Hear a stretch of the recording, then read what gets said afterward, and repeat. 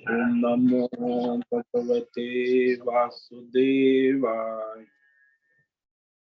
ओम नमो भगवते वासुदेवाय। ओम नमो भगवते वासुदेवाय। ओम नमो भगवते वासुदेवाय। ओम नमो भगवते वासुदेवाय।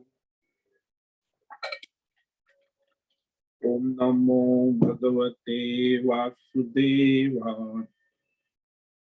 ओम नमो भगवते वासुदेवाय। ओम नमो भगवते वासुदेवाय। ओम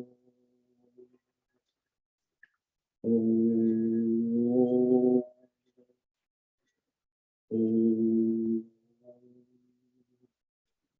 ओम श्री परमात्मने नमो नमः। ओम गणपतये नमो नमः। ओम सरस्वत्यै नमो नमः। ओम गुरुभ्यो नमो नमः। ओम सहनावतु सहनौ भुनक्तु सह वीर्यं करवावहै तेजस्विनावधीतमस्तु मा विद्विषावहै। ओम शांति शांति शांति। सदाशिव समारंभां शंकराचार्य मध्यमम् अस्मदाचार्य पर्यन्तां वंदे गुरु परंपरा। ओम पार्थाय प्रतिबोधितां भगवता नारायणेन स्वयं व्यासेन ग्रथितां पुराणं मध्ये महाभारत अद्वैतामृतवर्षिणीं भगवतीम् अष्टादशाध्यायिनीम् अम्ब त्वामनुसन्दधामि भगवद्गीते भवद्वेषि वसुदेवसुतं देवं कंसचाणूरमर्दनं देवकी परमानन्दं कृष्णं वन्दे जगद्गुरु। नमस्ते परमं ब्रह्म सच्चिदानन्दरूपाय निर्गुणाय नमस्तुभ्यं ओंकाराय नमो नमः। ओंकाराय नमो नमः। सर्वे दुर्गाणि तरन्तु सर्वे भद्राणि पश्यन्तु सर्वे सद्बुद्धिमाप्नोतु सर्वे सर्वत्र नन्दतु सर्वे सर्वत्र नन्दतु। ओम तत्सत्। ओम ओम ओम। आप सभी ऑनलाइन जूम नेटवर्क पर उपस्थित भगवद गीता श्रवण साधकों को आज प्रातः का अभिवादन अभिनंदन अभिवंदन। हरि ओम हरि ओम हरि ओम। हम सबको आज का यह दिव्य दिन तन मन धन जन देश काल विषय वस्तु परिस्थिति अवस्थाएं सभी को अपने अपने पूर्व में अनंत जन्मों में किए हुए संचित पाप पुण्य धर्म अधर्म मिश्र कर्मों के पके हुए फल स्वरूप वर्तमान में आज अपने अपने प्रारब्ध अनुसार परमेश्वरी अचिंत्य योग माया शक्ति के माध्यम से प्रसाद स्वरूप में प्राप्त हुआ है। अतः आज का यह दिव्य दिन परमार्थ हेतु निष्काम सेवा यज्ञ देव यज्ञ ऋषि यज्ञ पितृ यज्ञ नृ यज्ञ भूत यज्ञ सात्विक दान शारीरिक वाचिक मानसिक तप निष्काम कर्मयोग ध्यान योग भक्ति योग ज्ञान योग साधनाएं स्वाध्याय वेद शास्त्रों का अध्ययन अध्यापन उपासना आराधना के लिए समर्पित करे और कराए। अत्यंत दुर्लभ मनुष्य जीवन को परमार्थ हेतु सार्थक करे और कराए। आज विक्रम संवत 2079 माघ मास कृष्ण पक्ष की त्रयोदशी तिथि रात्रि 8:01 तक, उसके बाद महाशिवरात्रि चतुर्दशी लग जाती। तो आज महाशिवरात्रि का महापर्व भी है और ये उत्तर आषाढ़ नक्षत्र सायं 5:40 तक, उसके बाद श्रवण नक्षत्र लग जाता है। आज है शनिवार और वसंत ऋतु चल रही है। यहाँ रात्रि का न्यूनतम तापमान 9 डिग्री रहा और दिन का अधिकतम तापमान 24 डिग्री रहा। वायु की गति प्रति घंटा 5 प्रति घंटा चल रही है। और यहाँ ईस्वी सन 2023 18 फरवरी 18 फरवरी 2023 सुबह के 7 बजने वाले। कलयुग का प्रथम चरण और वह 5247वां वर्ष 7वां वैवस्वत मनवंतर श्वेत वराह ब्रह्मा जी का 20वां दिन और 51वां वर्ष चल रहा है। अनंत कोटि ब्रह्मांडीय परमेश्वरी अचिंत्य योग माया में हमारा यह एक ब्रह्मांड, इस ब्रह्मांड में यह पृथ्वी लोक में जम्बू द्वीप में वैदिक राष्ट्र भारत में उत्तर हिमालय प्रांत उत्तराखंड राज्य टिहरी जिला हिमालयन शिवालिक पर्वतमाला के अंतर्गत मणिकूट पर्वत के ऊपर नीलकंठ महादेव के सामने ऋषिकेश नगरी मुनि की रेती शीशमजाड़ी अवधूत बाड़ा आश्रम के सी ब्लॉक के 5 नंबर कमरे से पहले मंजिले से गंगा किनारे से हम स्वामी उत्तमानंद सरस्वती भगवत गीता के आचार्य शिष्य स्वामी चिन्मयानंद सरस्वती महाराज चिन्मय मिश्र कैवल्याद्वैत वेद व्यास भगवत पाद शंकराचार्य की श्रृंगेरी संन्यास परंपरा से शिक्षित दीक्षा सनातन वैदिक भारतीय हिंदू धर्म अनुसार संपूर्ण भगवत गीता ज्ञान यज्ञ ऑनलाइन जूम नेटवर्क पर चैतन्यमय जीवंत लाइव प्रसारण के अंतर्गत व्याख्यान माला में भगवत गीता अध्याय 18 के श्लोक नंबर 37 पर संस्कृत एवं हिंदी में व्याख्यान करेंगे। दिव्य पवित्र सरल व्यावहारिक सटीक पूर्ण वर्ण अक्षर पद वाक्य पंक्ति श्लोक अध्यायों की संगति संधि अन्वय शब्दार्थ वाक्यार्थ भावार्थ रहस्यार्थ के यथार्थ तात्पर्य सहित वैदिक शास्त्र वेद व्यास साहित्य शंकर भाष्य एवं परंपरागत अष्ट सन्यासी आचार्यों की टीका टिप्पणी सहित आज का यह दिव्य व्याख्यान करेंगे। कृपया आप सभी श्रद्धा भक्ति ध्यान से परिपूर्ण होकर यह श्रवण साधना करें, कुछ ग्रहण करे, धारण करे, जीवन में चरितार्थ करे और उसमें निरंतरता लाए। अपनी अपनी आध्यात्मिक भौतिक दैवी अशांति द्वंद्व मोह विक्षेप और शास्त्रीय अब धार्मिक भ्रम भ्रांतियों से रहित होकर के शरीर इंद्रिय प्राण मन वचन कर्म से एक रूप एकाग्र होकर के शुद्ध सात्विक सूक्ष्म वेद शास्त्र अनुसार परंपरागत भगवत विवेक बुद्धि करें। पुनः पुनः इस व्याख्यान का श्रवण करे, मनन करे, चिंतन करे, चर्चा विचारणा करे, प्रचार प्रसार करे, लिंक भेजे, ग्रुप में शेयर करे, अपना और सबका परम कल्याण करे और कराए। ओम तत्सत। ओम ओम ओम। तो कल हमने श्रीमद् भगवद गीता अध्याय 18 के श्लोक नंबर 37 पर सात्विक सुख का निरूपण भगवान ने किया है। तो सात्विक सुख कैसा होता है? जो भगवतमय है, योग साधना से उत्पन्न होता है। यदग्रे विषमिव परिणामे मृतोपमं तत्सुखं सात्विकं प्रोक्तम आत्मबुद्धि प्रसादजम। जो वो सात्विक सुख है वह अग्रे यानी योग साधना, निष्काम भक्ति, ध्यान योग आदि साधना के काल में विषम श्रम साध्य है, कष्टदाय है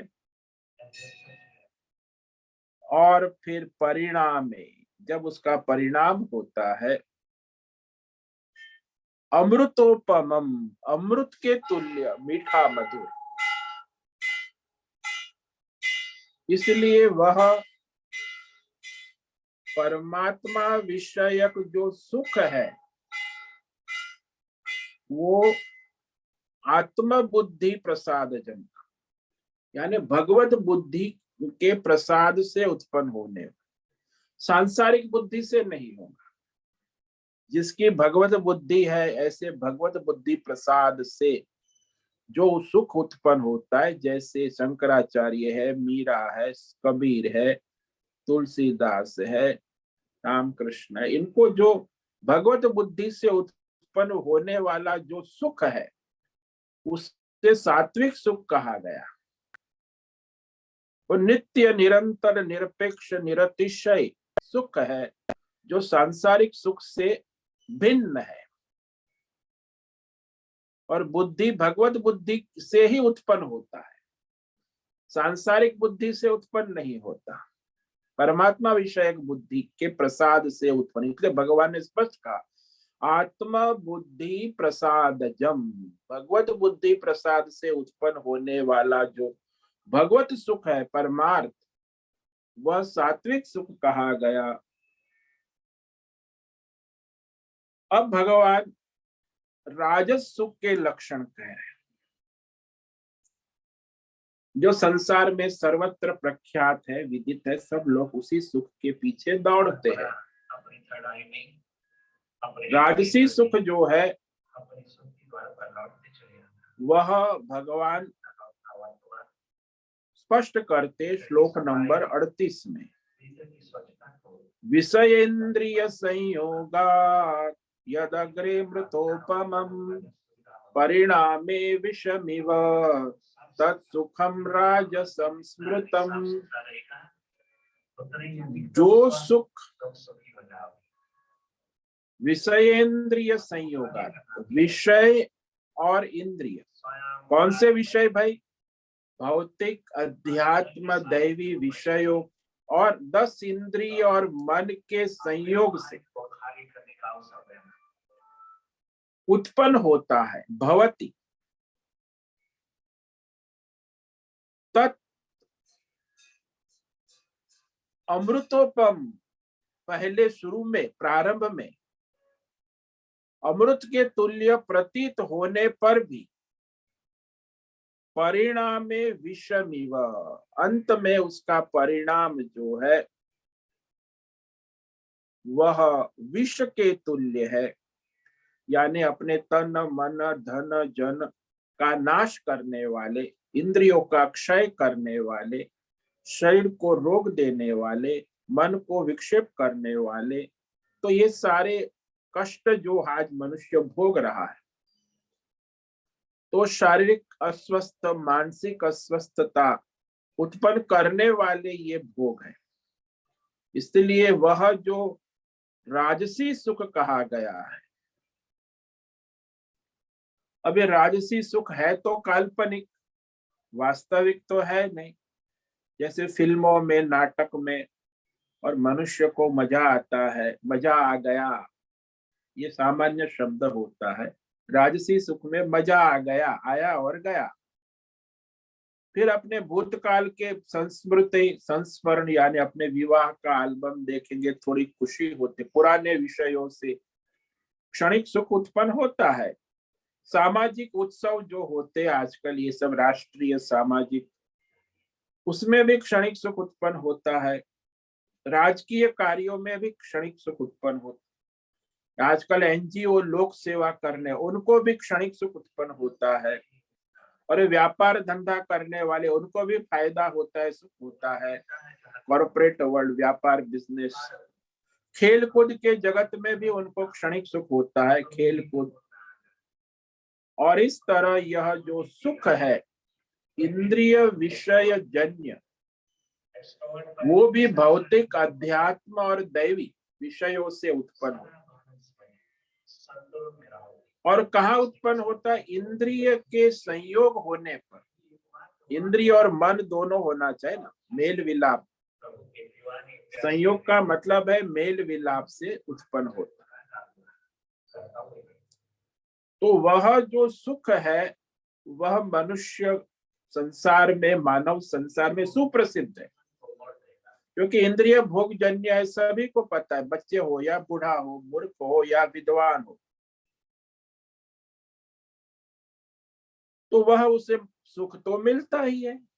प्रिय मोद प्रमोद, यानी प्रिय विषय जो है देखने से सुख होता है, फिर विषय की प्राप्ति से सुख होता है, फिर वो विषय को भोगने से सुख होता है। तो ऐसे संसार में प्रिय मोद प्रमोद तीन स्तर पे विषयों के सुख मनुष्य को क्षणिक सुख प्रतीत होता है, प्रतीत होता है। और अनंत विषय है, आध्यात्मिक है, भौतिक है, दैवी है। और अनंत विषय को भोगने के लिए भगवान 10 इंद्रिय और एक मन की टीम है, जो मन और इंद्रियों के सहित उस विषयों का संपर्क होता है।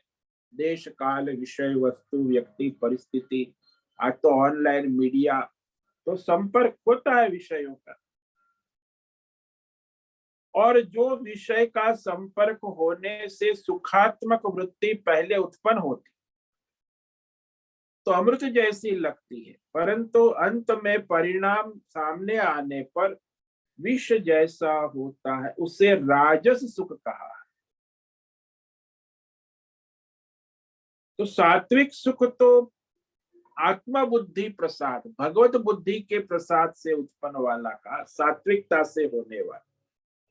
सात्विकता शुद्धि भगवत बुद्धि से उत्पन्न होता है सात्विक।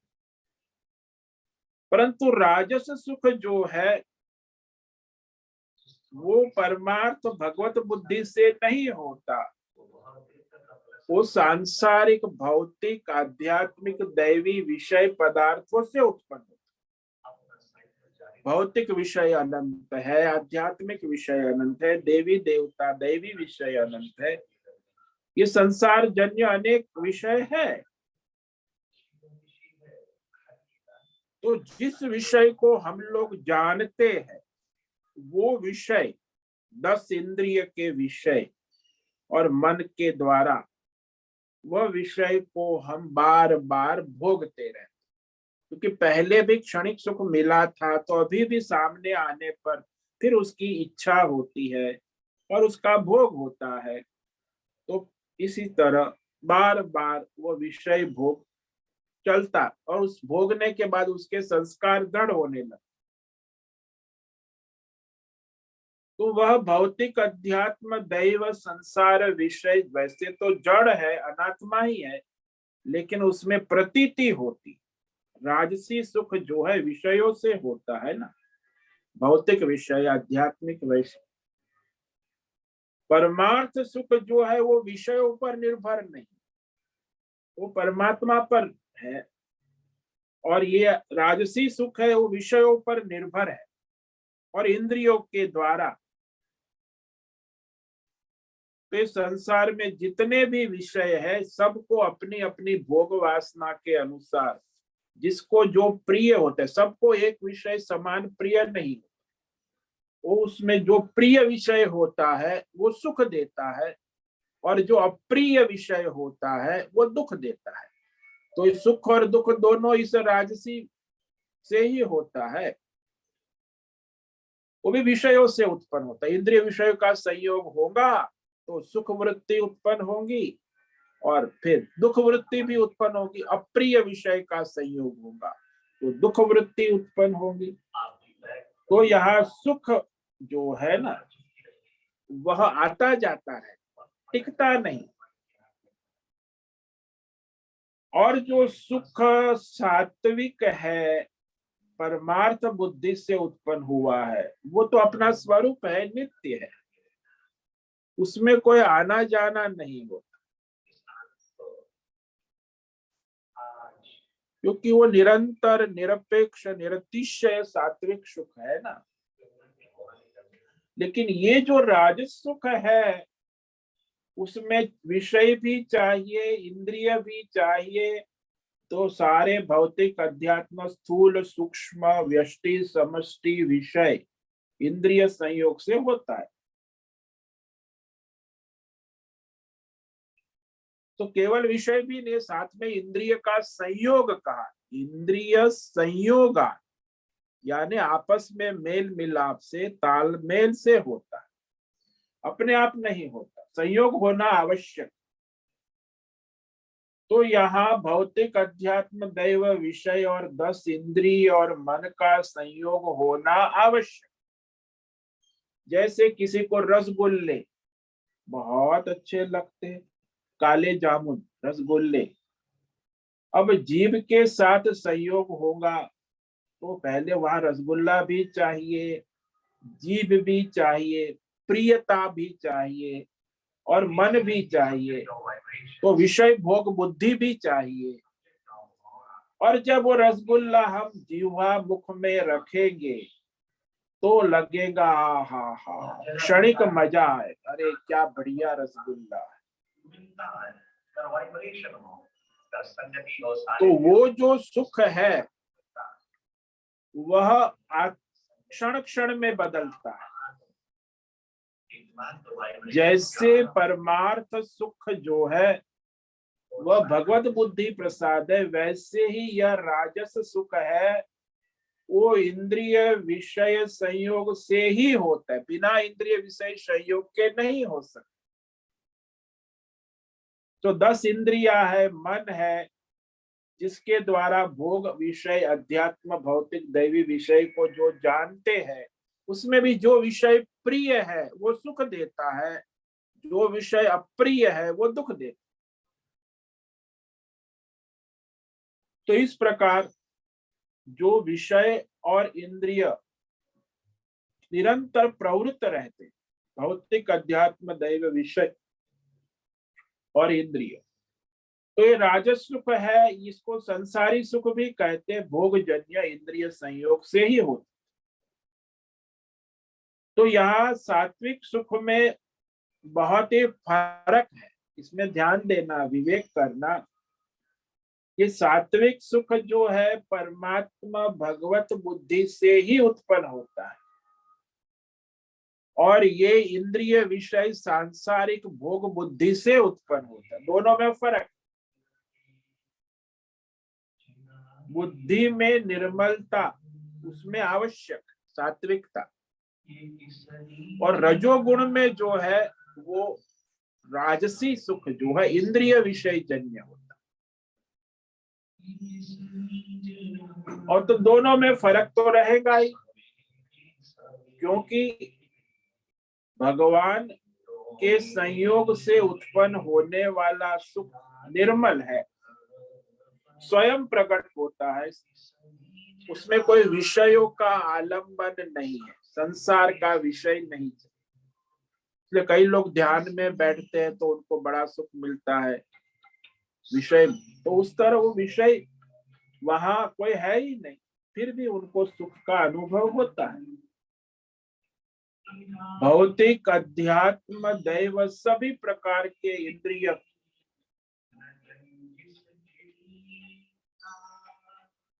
तो ये जो विवेक करना आवश्यक है कि सात्विक सुख जो है परमात्मा विषयक सुख है, और ये जो राजसी सुख है अनादि काल से जो संस्कार पड़े हैं मन में, बुद्धि में, भौतिक, अध्यात्म विषयों का जो भोग किया है, वो भोग संस्कार के कारण वर्तमान में जब वो विषय सामने आ जाता है तो उसमें प्रीति होती है, जो प्रीति वाला प्रिय विषय है वो सुख देता है, और जो अप्रिय विषय है वो दुख वृत्ति उत्पन्न करता। इसीलिए किसी को रसगुल्ला अच्छा लगता है तो उसका प्रिय, और किसी को मिर्ची के पकौड़े अच्छे लगते तो मिर्ची के पकौड़े, तो जो रसगुल्ला खाने वाले उसको मिर्ची के पकौड़े दुख वृत्ति उत्पन्न, और मिर्ची के पकौड़े खाने वाले को रसगुल्ले दुख वृत्ति उत्पन्न कर। अरे कोई खाने की चीज कहेगा, मिर्ची के पकौड़े खाना ही सर्वस्व। तो सात्विक सुख में ऐसा नहीं, सात्विक सुख जो है उसके लिए साधना, योग आदि आवश्यक है, जो कष्टदायी है प्रारंभ में, लेकिन जब वो सुख आने लगता है तो सहज और सहम प्राप्त हो। अनादि काल से मनुष्य संसार के विषय भोगों में रमता है, और कभी कभी सात्विक सुख के लिए भी प्रयत्न करता है। तो ये जो सुख है वह प्रारंभ में तो इंद्रिय विषय भोग जन्य सुख बड़ा अच्छा लगता है, अमृत जैसे। मनुष्य सोचता है कि मैं धन्य हूं, मैं धन्य हूं, मेरे पास मोटर है, गाड़ी है, बंगला है, परिवार है, पैसा है, पद है, प्रतिष्ठान है, मेरे जैसा कौन है।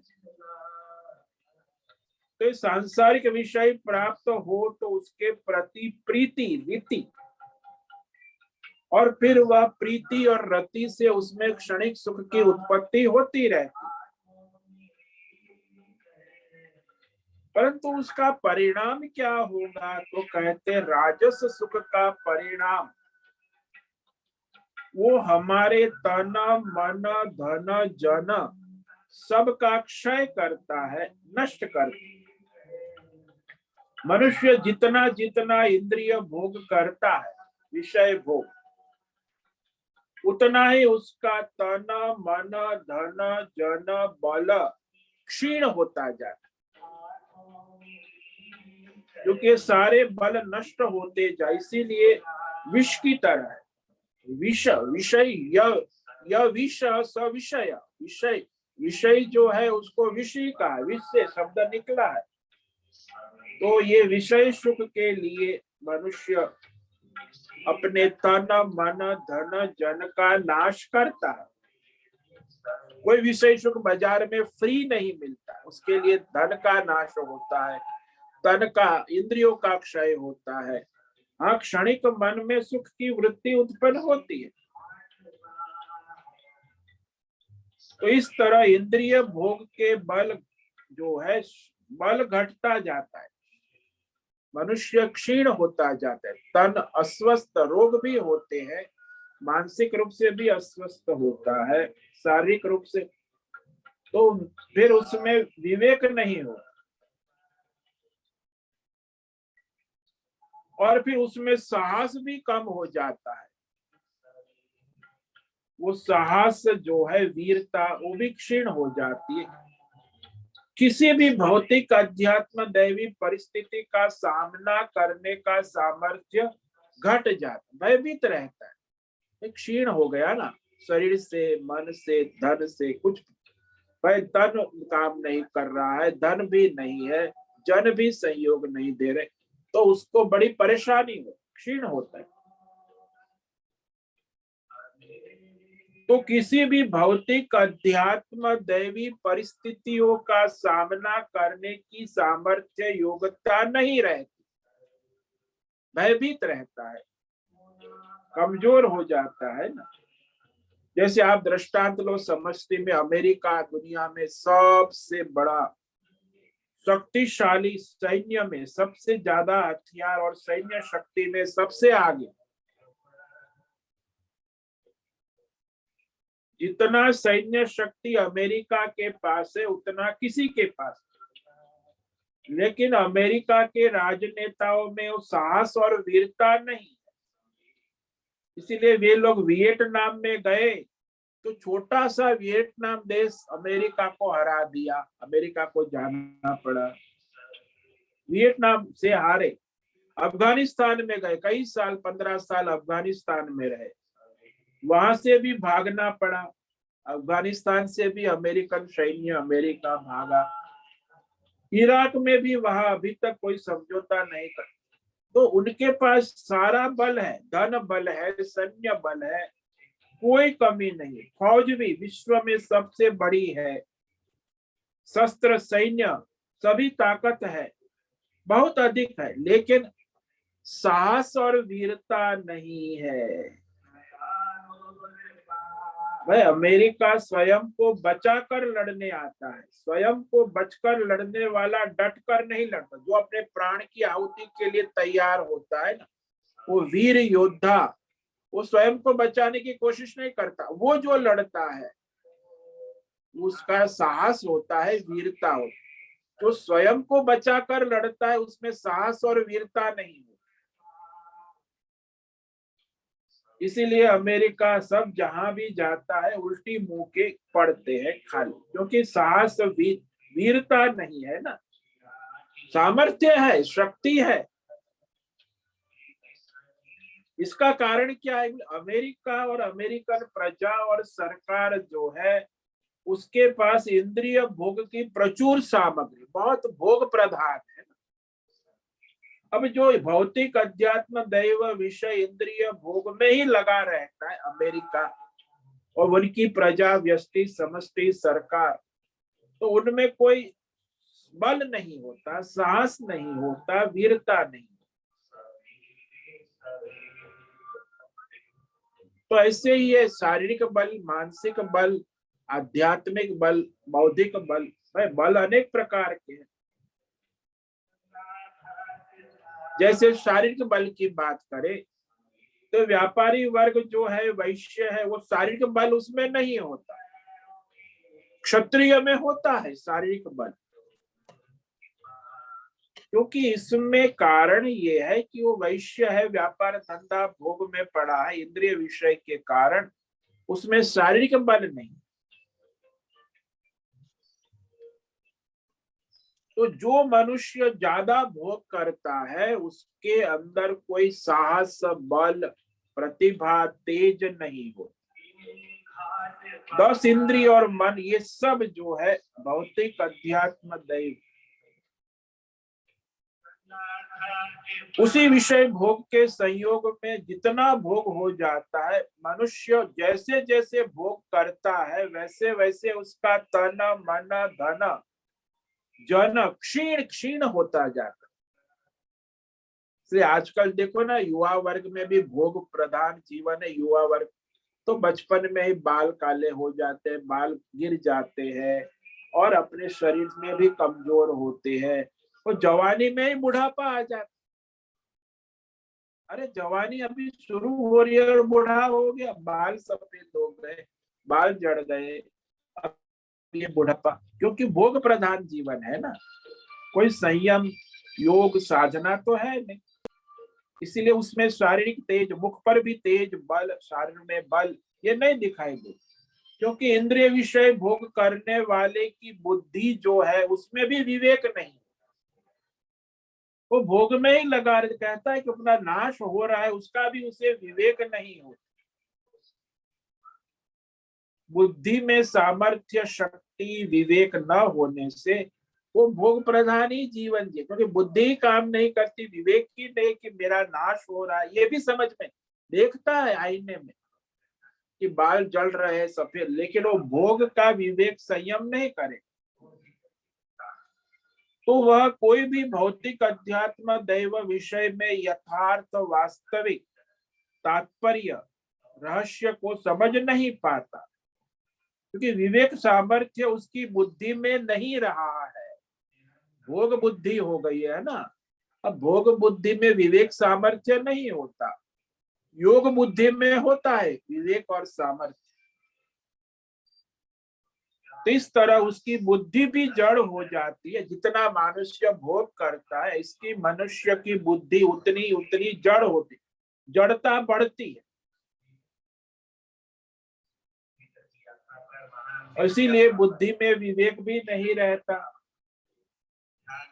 वास्तविक किसी देश, काल, विषय, वस्तु, परिस्थिति की वास्तविकता को समझ ही नहीं पाता। बस एक समझता है भोग करना है, बस चाहे फ्री का माल हो चाहे पैसा देकर भोग करना है। तो भोग में बुद्धि हो गई है ना, भोग में बुद्धि। इसीलिए कोई भी विषय हो, वस्तु हो, व्यक्ति हो, परिस्थिति हो, उसका वास्तविकता से स्पष्ट विवेक नहीं कर पाते। हमारे ऋषि मुनि कहते, वेद शास्त्र में कहा है कि जो अविवेकी है, बुद्धिहीन है, वह वेद शास्त्र के तात्पर्य को समझ नहीं सकता और विवेक कर नहीं सकता। वो अपने संसार विषय भोग में ही डूबा रहे और उसको धर्म के विषय में, शास्त्र के विषय में संदेह हो, विवेक नहीं होता। जैसे हम दृष्टांत दे कि कोई धर्म के विषय में निर्णय करना है तो बड़े वैदिक विद्वान 10 ब्राह्मण को इकट्ठा कर दो और 10 ब्राह्मण निर्णय करे कि भाई वैदिक धर्म कर्म का निर्णय करना, तो 10 ब्राह्मण चर्चा करके निर्णय करेंगे तो भी वो निर्णय सटीक नहीं हो, क्योंकि वो ब्राह्मण अभी सकाम भोग में लगा है ना। लेकिन वही धर्म शास्त्र का निर्णय कोई सन्यासी को कहे तो अकेला ही वो धर्म कर्म का विषय का निर्णय दे देगा। कोई सन्यासी है, संयमी है, नियमी है, तो वो यथार्थ निश्चय निर्णय शास्त्र का, धर्म का, कर्म का दे सकता है। उतना स्पष्ट निर्णय 10 ब्राह्मण भी एक साथ इकट्ठा विद्वान हो तो भी नहीं दे सकते। फर्क क्या है कि वो कामी है, सकामी है, ब्राह्मण तो है और वो निष्काम है, भगवत भक्तमय है, तो उसकी भगवत बुद्धि है, इसकी सांसारिक भोग बुद्धि है, इसीलिए वो धर्म के विषय में भी यथार्थ निर्णय नहीं दे सकते। इसीलिए कहा कि जिसके अंदर संयम है, योग है, साधना है, उसकी बुद्धि में सतत विवेक जागृत रहता है। लेकिन जिसकी बुद्धि जड़ हो गई है, भोग बुद्धि है, तो उस भोग बुद्धि में पड़े हुए मनुष्य में विवेक नहीं हो सकता। इसीलिए भोग प्रधान ही जीवन, और भोग करने वाले का बल, तेज, साहस, वीरता, तन, मन, धन सबका नाश होता है, सर्वनाश है ना। विवेक बुद्धि न होने के कारण जड़ता आ जाती है। बुद्धि की मेधा भी क्षय हो जाता है। मेधा यानी जो विवेक ज्ञान है, शास्त्र को समझने का सामर्थ्य, तो वेद शास्त्र, धर्म शास्त्र को समझने का सामर्थ्य भी उसमें नहीं रहे। सत्संग सुने तो भी, सुनने के बाद यदि वो भोग में लगा है तो वो सत्संग भी बह जाए।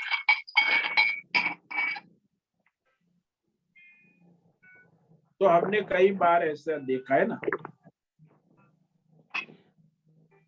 कि मनुष्य को पूछे कि भाई आपको याद रहा विषय, बात, सत्संग सुना, क्या सुना आज आपने सत्संग में? बोले नहीं, कुछ स्वामी जी ने कहा तो है लेकिन कुछ भूल गए। क्यों भूल गए? सत्संग सुनने के बाद फिर वो चाय समोसा पकौड़ा खाया और गपशप किया और फिर अखबार पढ़ने लगे, तो फिर वो सत्संग सुनने के बाद मनन तो नहीं किया, तो सत्संग जो है वो बुद्धि में धारण नहीं हुआ। अब सुनने के बाद मनन करना भी आवश्यक है, तो उसमें वो विस्मृति हो जाती है। इसीलिए कहा कि जो विषय भोग में लगा है उसमें सत्संग भी नहीं टिकता। तो इसका यही उपाय है कि संयम शरीर, इंद्रिय, मन, वाणी का हो, तब जाके वह ज्ञान विवेक जागृत रहता है। तो वो जो भोग लंपट है उसके तन, मन, धन, जन, वाणी, बुद्धि सब में क्षय होता है, और फिर उसको विवेक करा भी नहीं सकते, जो बुद्धि जड़ हो गई है ना, भोग बुद्धि।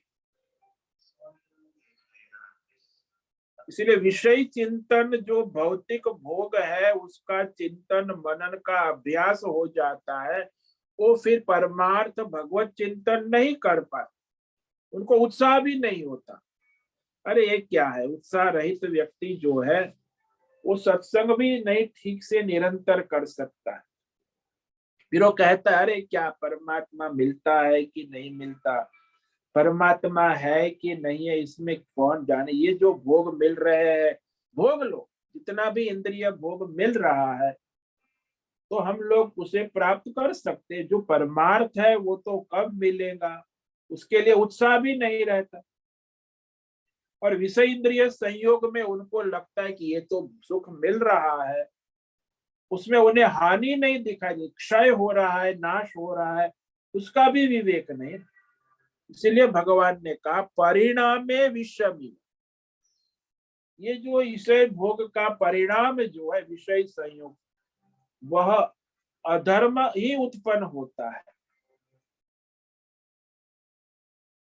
इसीलिए अपनी दुर्गति निश्चित हो जाती, ज्यादातर भोग में ऐसा ही परिणाम।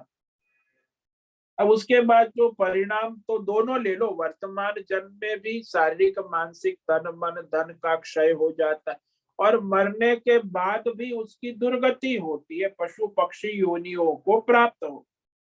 इसीलिए दोनों तरफ से विषमी है। वर्तमान जन्म मरते दम तक वो तो विषमी, और मरने के बाद भी उसकी सदगति नहीं होती, क्योंकि वो भोग योनि में ही जाता है। इसीलिए राजस विषय सुख का परिणाम जो है वो विष कहा, विष की तरह। इसीलिए राजस सुख और सात्विक सुख बिल्कुल उल्टा है, दोनों समान हो ही नहीं, और दोनों साथ भी नहीं हो सकता कि थोड़ा हम राजसी सुख भी कर ले, थोड़ा नहीं, साथ भी नहीं, दोनों उल्टा ही है। एक में इंद्रियों का संयम है और इंद्रियों का भोग है, अब दोनों का कैसे एक समान होगा। इसीलिए राजसी सुख जो है वह हमेशा कष्ट और दुख ही उत्पन्न करता है। तो इस प्रकार आज हमने राजसी सुख के बारे में कहा। अब तामसी सुख के बारे में भगवान कहेंगे कि जो तामसी सुख है वो तो और भी दुखद और कष्टदायी है, जो अधर्म से उत्पन्न होता है।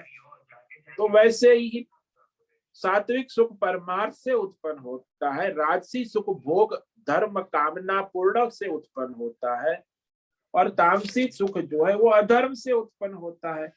तो भाई सभी लोग सुखी है संसार में, सबको सुख मिलता है। अधर्म भी अपने अधर्म से सुखी है, धर्मात्मा भी अपने धर्म से सुखी है, और परमार्थी भी अपने परमार्थ में सुखी। तो सुख सब में है, लेकिन दोनों की अवस्थाएं अलग अलग है। तो तामस सुख के बारे में मैं आज उस श्लोक को पढ़ेंगे, इस पर व्याख्यान कल करेंगे। विषय इंद्रिय संयोगा यदग्रे अमृतोपमं परिणामे विषमिव तत्सुखम राजसं स्मृतम्। जो सुख, ये तो राजस सुख हमने पढ़ा। तामस सुख में कहते हैं यदग्रे चानुबंधे च सुखम मोहनमात्मनः निद्रालस्य प्रमादोत्थम तत्तामसमुदारतम। जो सुख भोग काल में, प्रारंभ में और परिणाम में जीवात्मा को मोहित करने वाला है, आत्मनम मोहित, और वह निंद्रा आलस और प्रमाद से उत्पन्न सुख है, उसे तामसी सुख कहा गया है। इस पर हम कल व्याख्यान करेंगे। तो आज जो हमने कहा, इस सुख में यत् सुखम विषयेंद्रिय संयोगात, जो इंद्रिय विषय के संयोग से होता है, वह प्रारंभ में अमृत के तुल्य प्रतीत होने पर भी अंत परिणाम तन मन धन बुद्धि का नाशक, जन्म मरण के चक्र में डालने वाला, अज्ञान कामना और कर्म को बढ़ाने वाला, अधर्म को बढ़ाने वाला, नरकादि प्राप्ति करने वाला, पुण्य का क्षय करने वाला, प्राण इंद्रियों का नाश करने वाला, रोग को उत्पन्न करने वाला, मानसिक क्षय करने वाला, बुद्धि में जड़ता उत्पन्न करने वाला, ये सारे भोग का परिणाम आता है। इसीलिए वह जो सुख है वो राजसी सुख है, उसका परिणाम दुखद ही है। ओम नमो नारायणाय, ओम नमो नारायणाय, ओम नमो नारायणाय, ओम नमो नारायणाय, ओम नमो नारायणाय।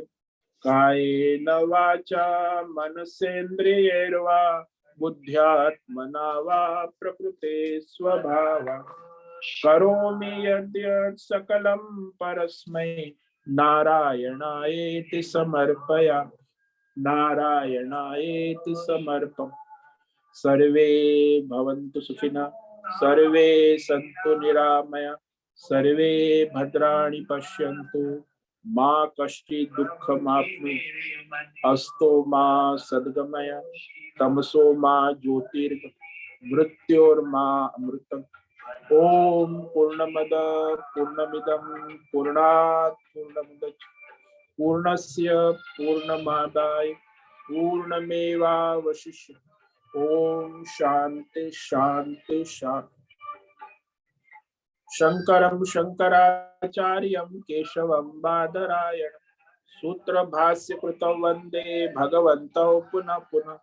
ईश्वरो गुरुरात्मेति मूर्ति भेद विभागि व्योमवद् व्याप्त देहाय दक्षिणामूर्तये नमो। ओम गुं गुरुभ्यो नमो नमः।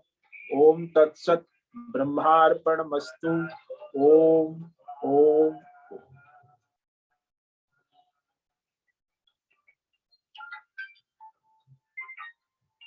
तो आज महाशिवरात्रि पर्व है। शिवरात्रि ये जो साल में एक बार आती है महाशिवरात्रि, क्योंकि ये आज के दिन जो भगवान अनंत निर्गुण निराकार भगवान शिव आज वो सगुण साकार शिवलिंग रूप में साकार रूप में प्रकट हो, उनका प्रागट्य दिन है।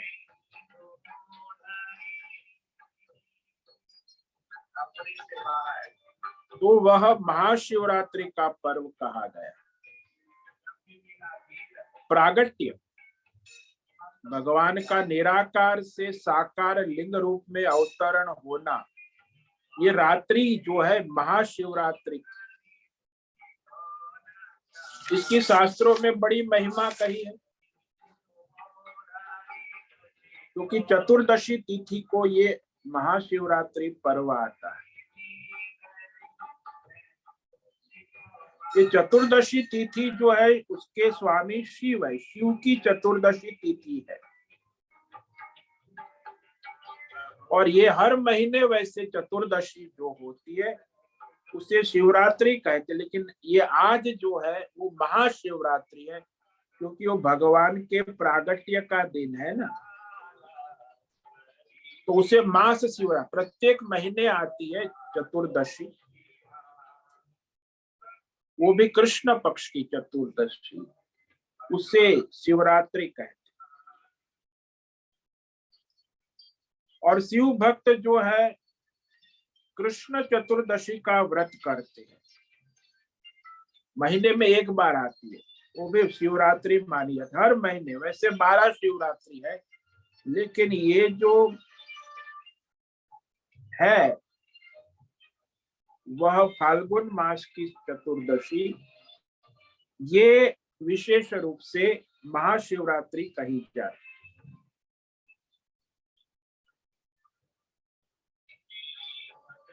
और क्योंकि ये सबके लिए कल्याणकारी है, इसमें व्रत का महत्व है।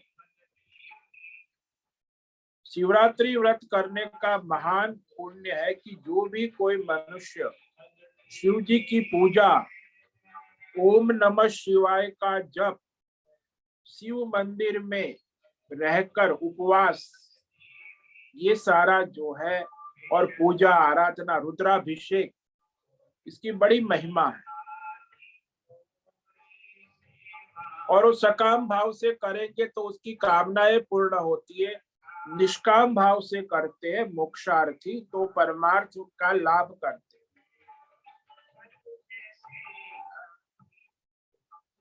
तो इसलिए उपवास का भी महत्व है। उपवास को महत्वपूर्ण माना गया है, क्योंकि वो संयम करने की साधना है ना। उपवास विषय विनिवृत्ति का साधन है। आध्यात्मिक साधना के लिए उपवास करना आवश्यक है, तो इंद्रियों का संयम होता है ना उपवास के साथ। यह जागरण भी है रात्रि का। ये सीधा तात्पर्य यही हुआ कि उपवास इंद्रियों का और मन का संयम करने वाला साधन है ताकि हम भगवान का भजन कर सकें। इसीलिए आज के दिन उपवास और रात्रि जागरण ये साधना का मुख्य अंग है। शिव जी की रात्रि उपासना होती है ना, रात्रि का समय हो। रात्रि भी एक प्रहर है, पहला प्रहर 6 से 9, फिर दूसरा प्रहर 9 से 12, तीसरा प्रहर 12 से 3 और चौथा प्रहर सुबह 3 से 6। तो मंदिरों में शाम की आरती के बाद पूजा शुरू होती है और सुबह की आरती में पूजा पूरी होती है शिव मंदिरों में। तो इसमें निरंतर पूजा, आराधना, उपासना, ये जो महाराज देवों के देव महादेव नीलकंठ महादेव को आराधना करे और कराए। रात्रि पूजा रात्रि 6 बजे से सुबह 6 बजे तक हो। यदि आप पूजा न कर सके तो हो सके यथाशक्ति ओम नमः शिवाय जप करें। जप भी बहुत ही कल्याणकारी है। ओम नमः शिवाय मंत्र का जप, और पूजा का अवसर है तो पूजा भी करें और उसमें उपवास करें, फलाहार ग्रहण करें, अन्न न ग्रहण करें। फल है, दूध है, जी आवश्यक है तो ग्रहण करें, आवश्यक नहीं लगता है तो उपवास करें और शिव आराधना में मग्न हो जाए। पूजा हो, आराधना हो। तो महाशिवरात्रि का संदेश ये है कि शिव के साथ जीव की एकता हो। जीव और शिव एक है ना, जीव और शिव की एकता के लिए ये साधना आराधना कही गई। तो आप सबको महाशिवरात्रि की बहुत बहुत बधाई। आराधना करें, उपासना करें और महाशिवरात्रि के पर्व को मनाए, उपवास करें, व्रत करें। यहाँ कहा है ना कि हे महादेव, आपकी आज्ञा से मैं महाशिवरात्रि व्रत कर रहा हूँ। सर्वश्रेष्ठ व्रत अब पूर्ण हो रहा है तो मैं उसे विसर्जन करता हूँ और आपकी कृपा आकांक्षी हूँ। तो आप कृपा करें, संतुष्ट हो। इसीलिए मनुष्य को भगवान शिव की आराधना करने से काम, क्रोध, लोभ, मोह, राग, द्वेष, ये आसुरी वृत्तियों का नाश होता है। इसीलिए मनुष्य को आराधना, उपासना, खासकर पर्व पे तो विशेष 4 प्रहर की पूजा का विधान है। तो जैसी आपकी अनुकूलता हो, 1 प्रहर की करें शाम की और अपनी आराधना साधना करें।